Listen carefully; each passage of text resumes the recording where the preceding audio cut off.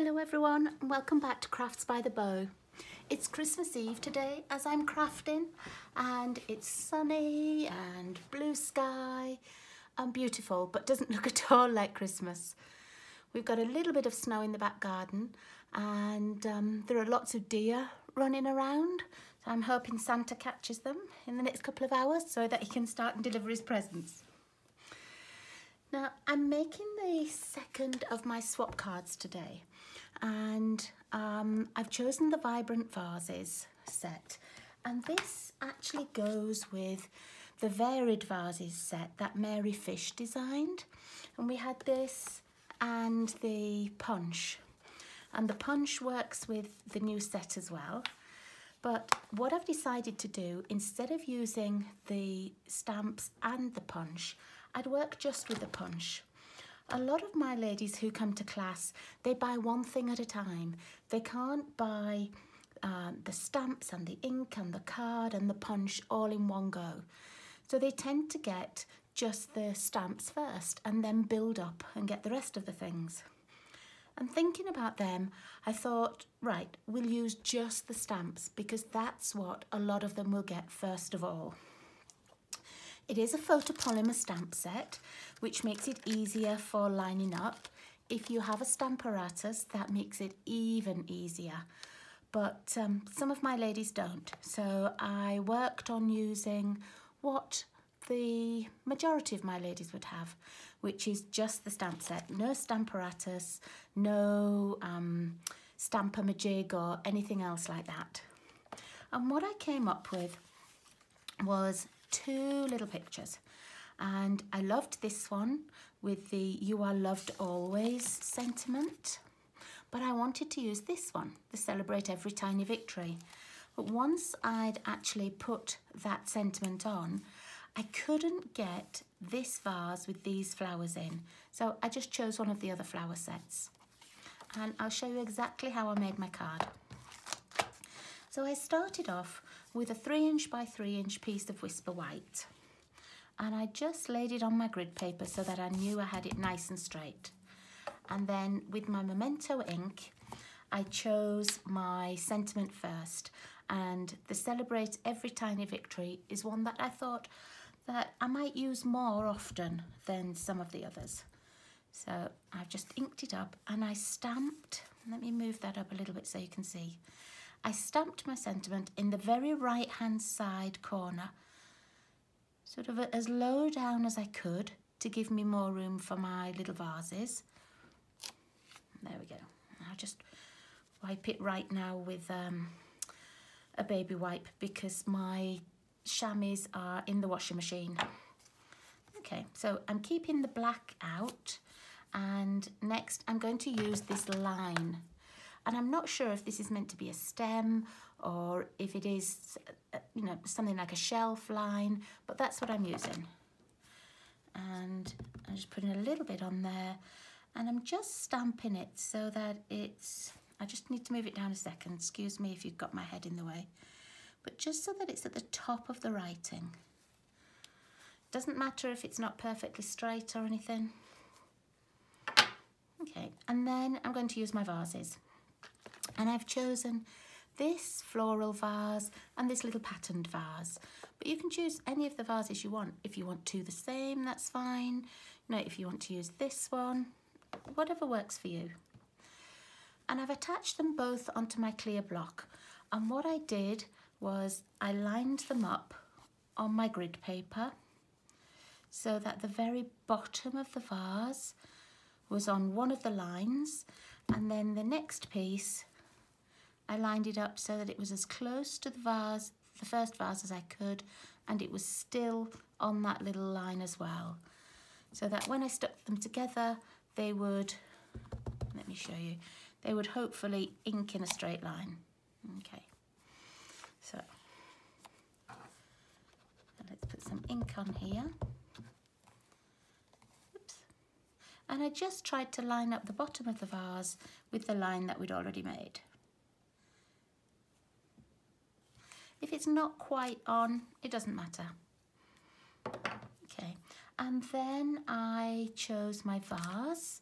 Now let's see which vase I have out, I think, where did I put this vase for the inside? Oh, here it is. But actually, I'm going to do my flowers next, because that makes it slightly easier. So I just chose the flowers that I wanted, and I chose the rosy kind of flowers from the top here. Just popped it on one of the blocks, and again with the black, I just made sure that the curve here was over the top of the vase. Doesn't matter if it goes off to the side a little bit, that's perfectly fine. Okay, now let's put some colour in. So let's pop that one back, and we don't need the black anymore. Next, I'm going to use the Grapefruit Grove for my flowers. A little bit stiff today, that one. Okay.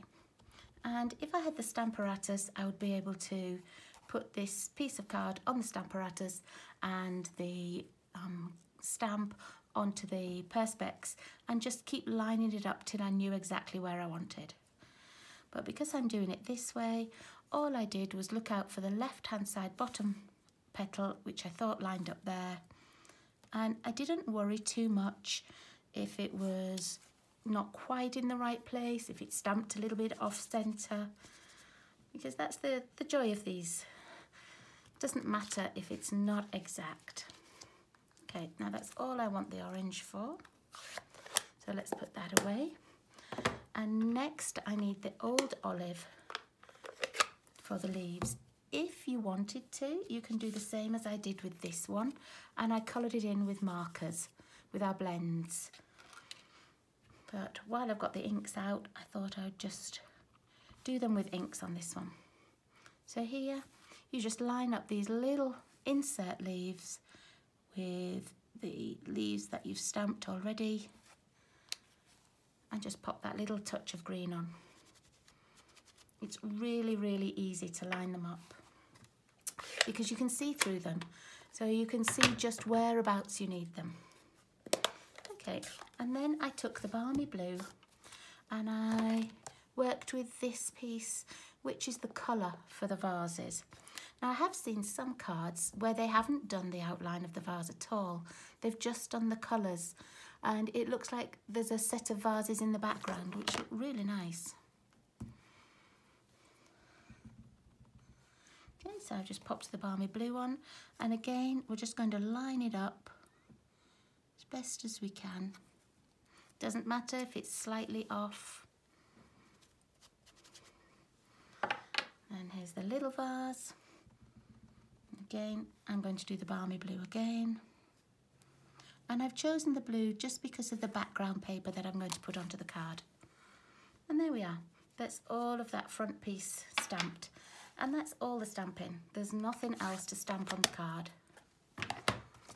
Okay, so next I cut a piece of thick Whisper White, and it's cut at 8.5.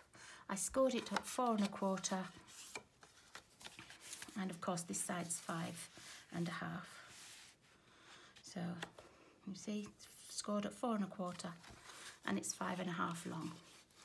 And I was going to put my picture this way, but then I wasn't sure if I wanted to use it this way. And you know that if I make a landscape one, I normally have it open that way rather than top to bottom. So I wasn't too sure what I was going to go with. So I'll show you both and see which way you like it best.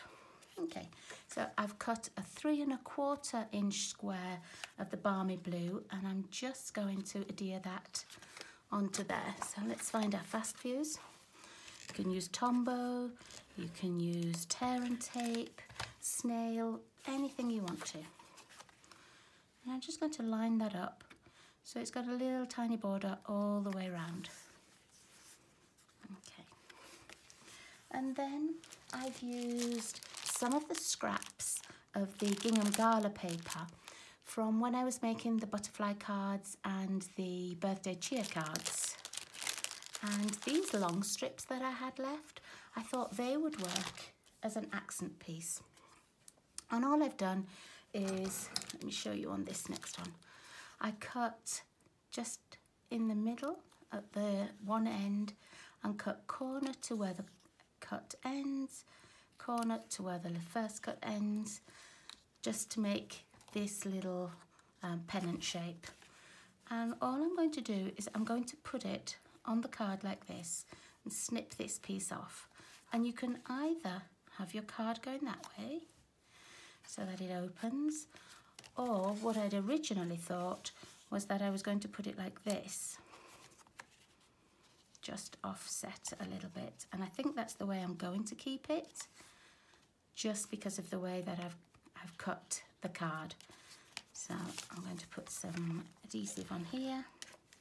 And I know it's a little bit long, but these are just the pieces that I had left. I didn't cut them specially for this project.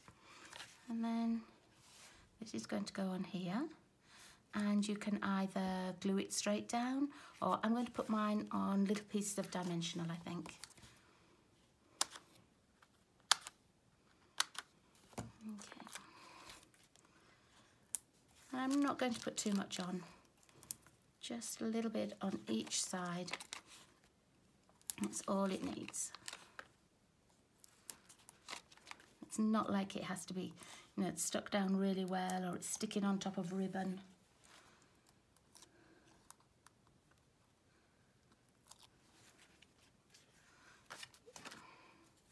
Let's just put this, so let's straighten my card up so that I can see how it's going to go. There we are. And I'm just going to trim this little piece off. And there we are. That's my second swap card. I have a little bit of black ink on here, so what I'll do after I finish the video is just take out my mono eraser, my little sand eraser, and just take that little bit of black off. So there we go. So that's my second swap card made, and I'll get those in the mail probably on the 27th. But quite a nice, easy way to stamp, and a nice way to introduce customers and fellow stampers to using the two-tone stamps, or the two-stamp process. So thank you very much for watching me. Have a wonderful Christmas, and I will see you again next week. Thanks everybody. Bye-bye.